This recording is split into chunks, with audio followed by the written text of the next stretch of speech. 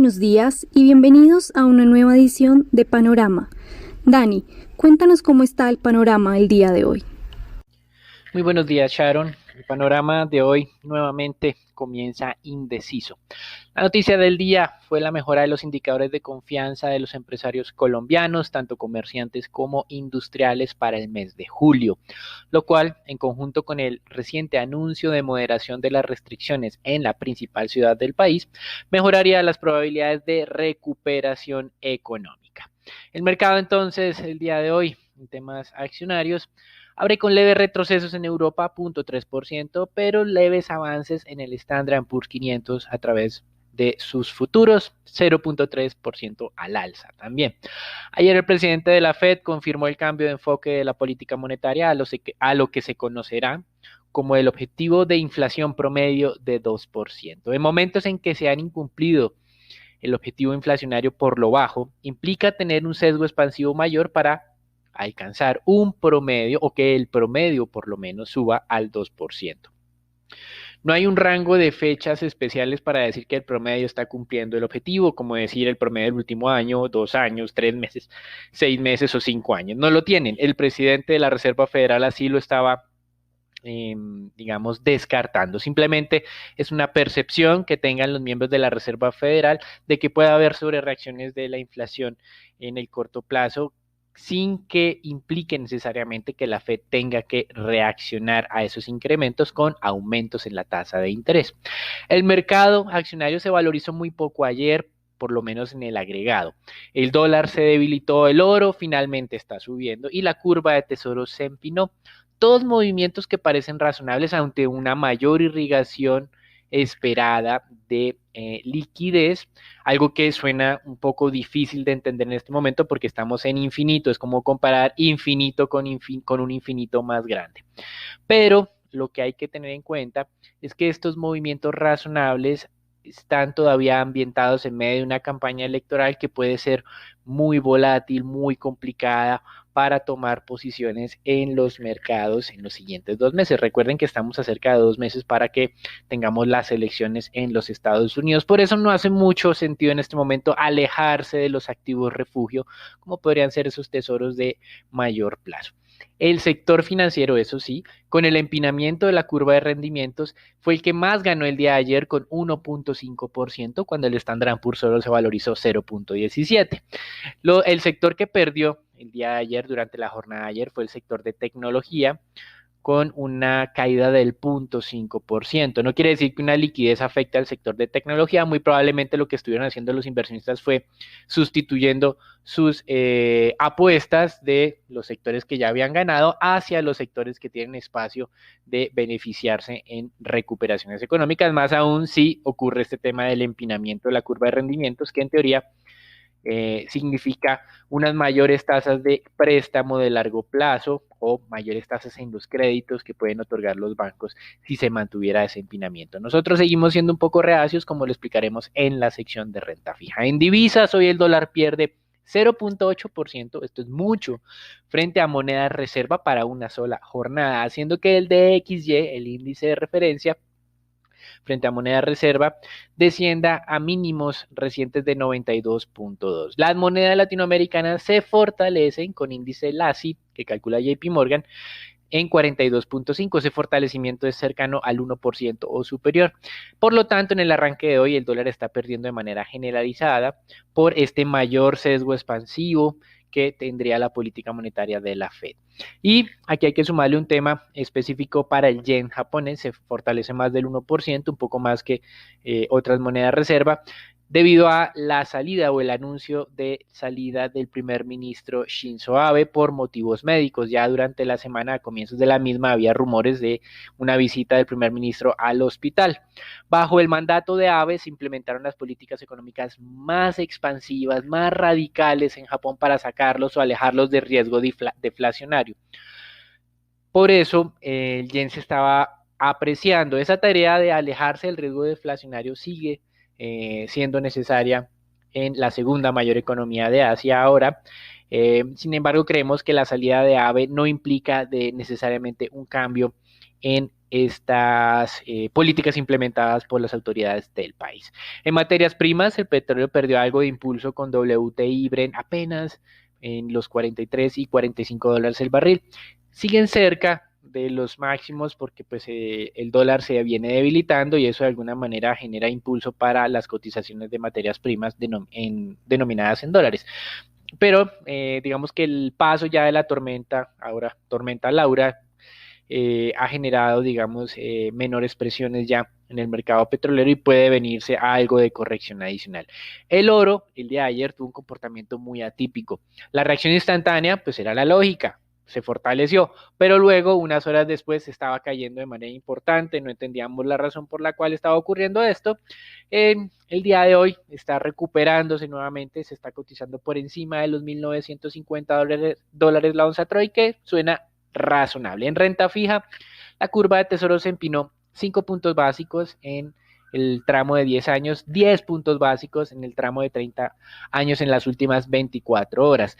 Los inversionistas asumen que una mayor flexibilidad en inflación es un riesgo de largo plazo que debe ser compensado con mayores tasas de descuento.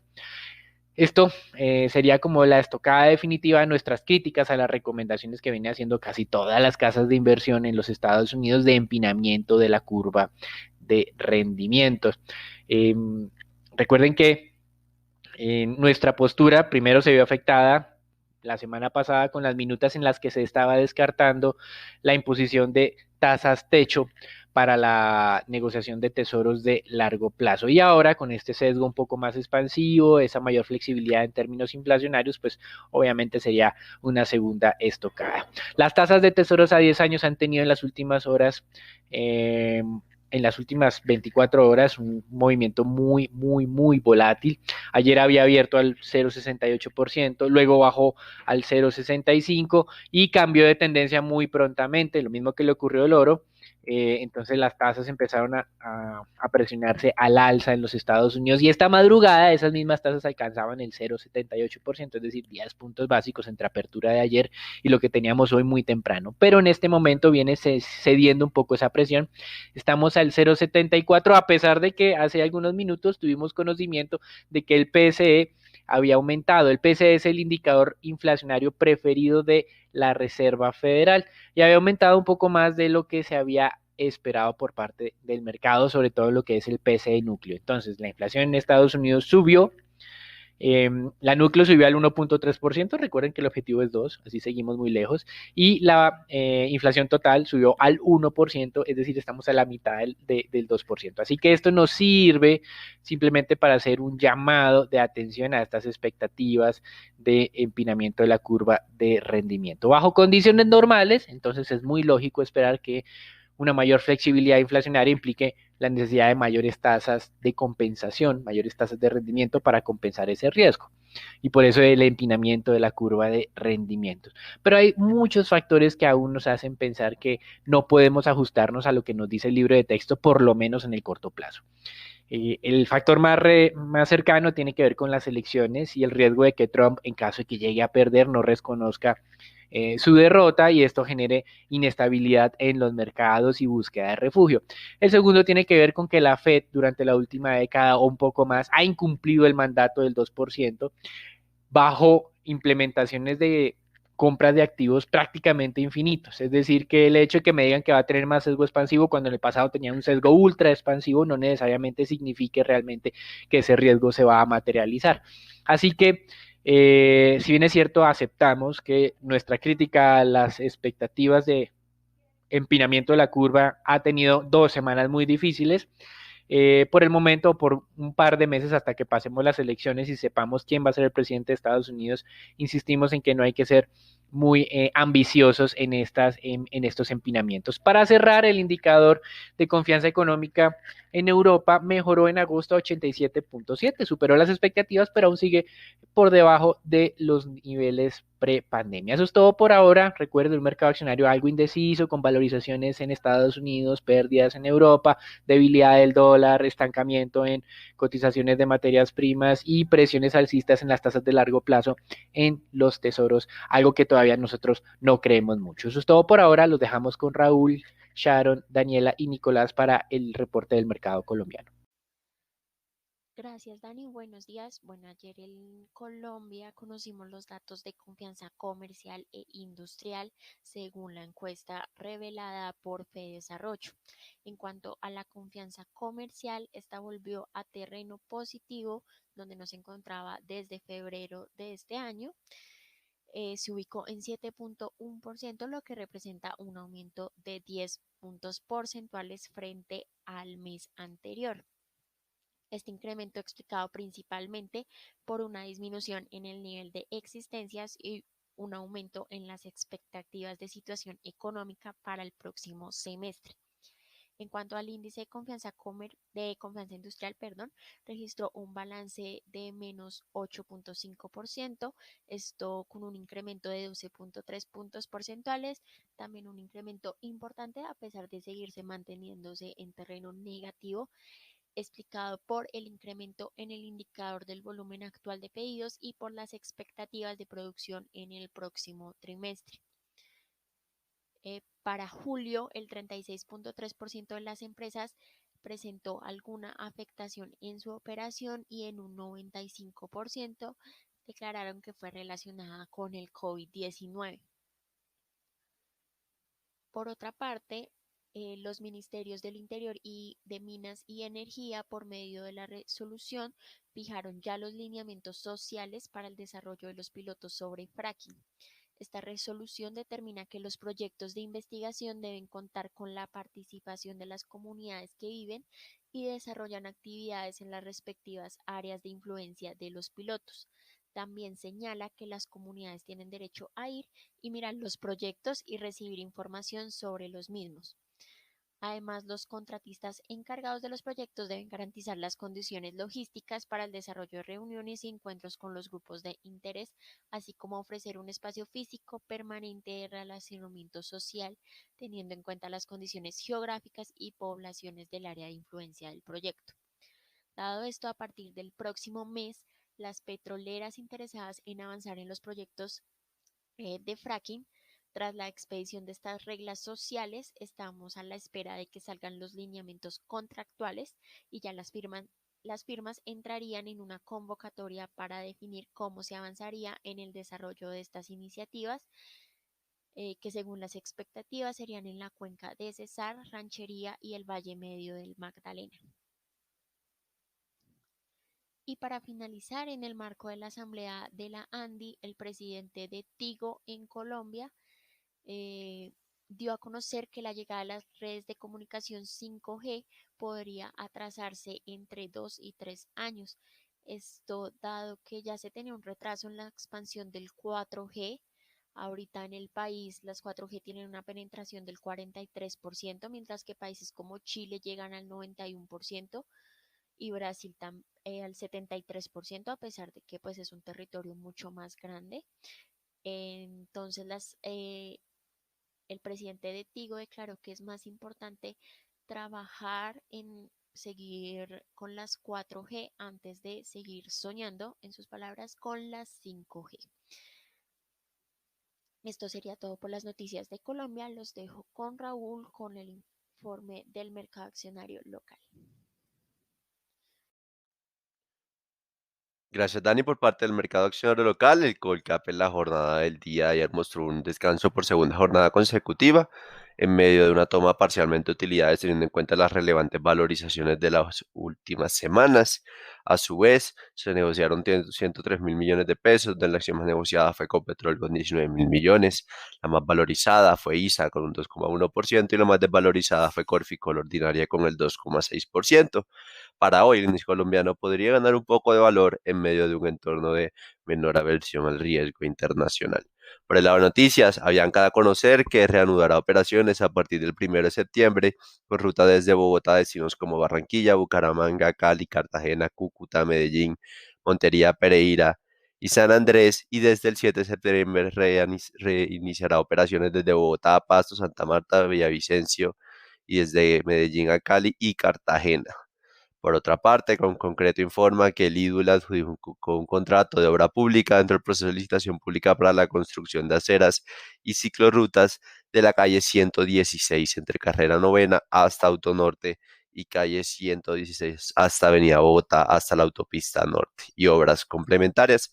La compañía informó que el valor del contrato es por una suma de unos 42.000 millones de pesos, lo que incrementaría parcialmente el backlog de la constructora colombiana.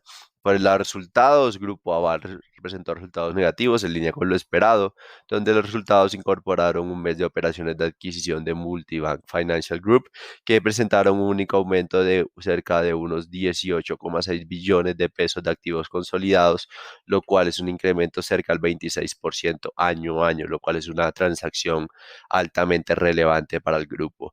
La compañía destacó por un sólido crecimiento de cartera en su cartera bruta, ubicándose en unos 209 billones de pesos.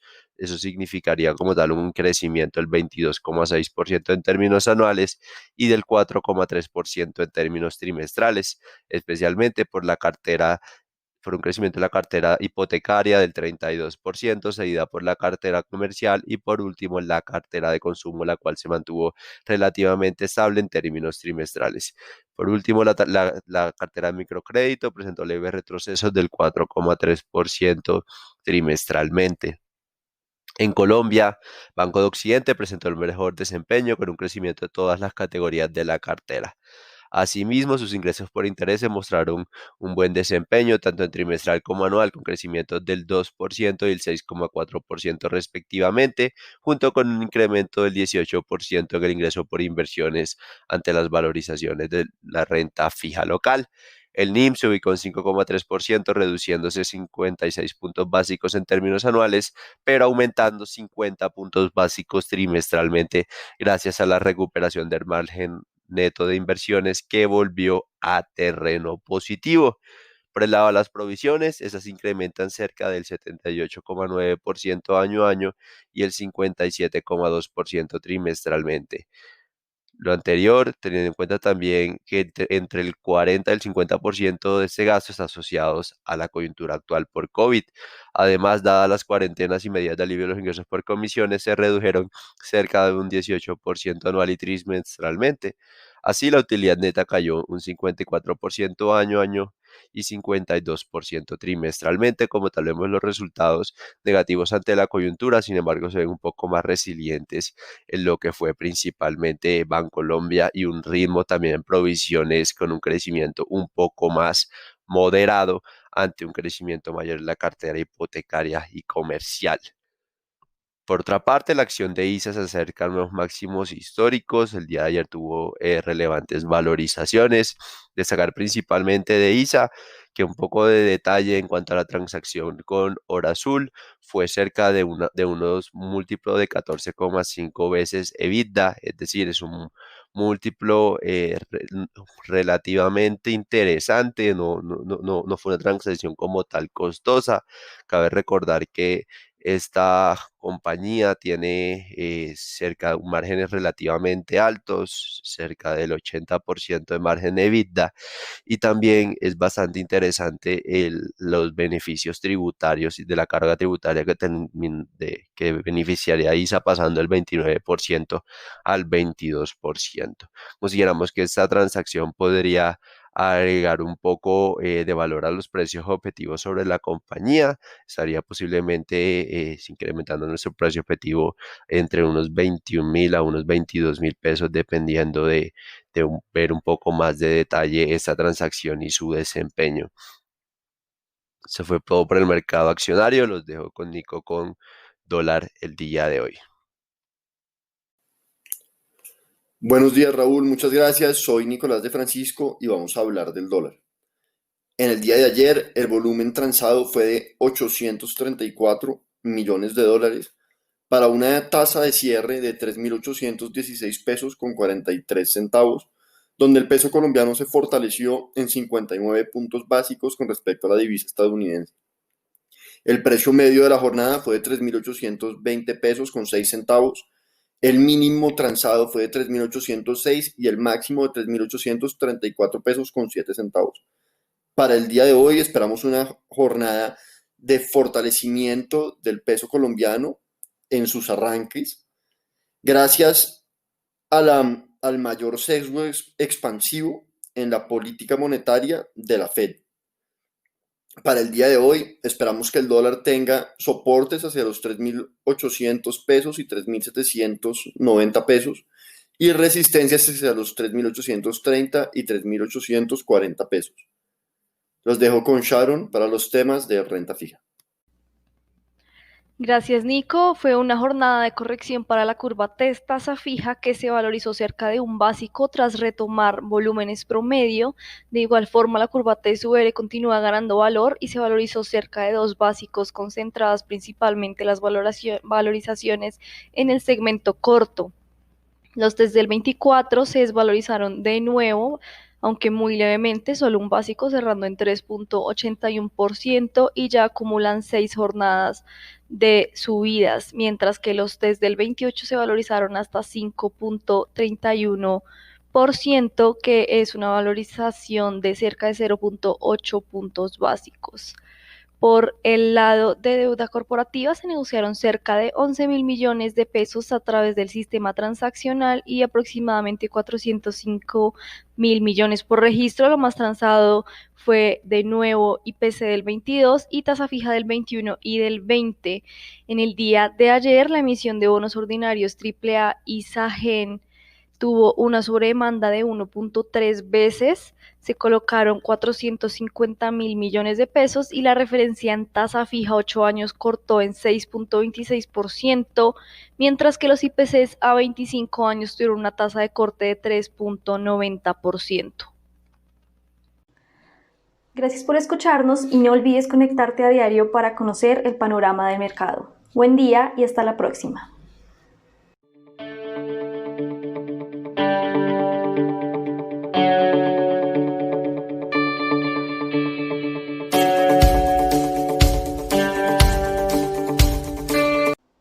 El contenido de la presente comunicación o mensaje no constituye una recomendación profesional para realizar inversiones en los términos del artículo 240.11.2 del decreto 2555/2010 o las normas que lo modifiquen, sustituyan o complementan.